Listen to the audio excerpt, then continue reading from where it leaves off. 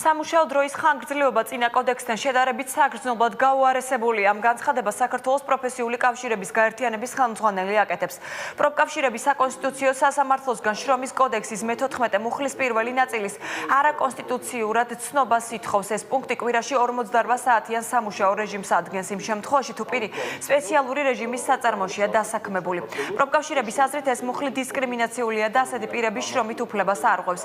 ირაკლი პეტრიაშვილის განცხადებით სპეციფიური რეჟიმის დარგები ეკონომიკის ყველა სფეროს შეიცავს, თუმცა მათი ნუსხა მთავრობას არ დაუდგენია. შრომის კანონმდებლობა სექტემბერში დარგების ჩამონათვალი გააკეთა მთავრობამ 2013 წლის 11 დეკემბერს 329 დადგენილებით, რითიც ფაქტიურად გაუარესა არა მხოლოდ მიღებული ცვლილება, არამედ მანამდე არსებული შრომის კოდექსის ნორმას, გახსოვთ 51 საათი იყო სამუშაო დრო და თუ კონტრაქტი სხვა რამ არ იყო გათვალისწინებული, ესე თუ ისე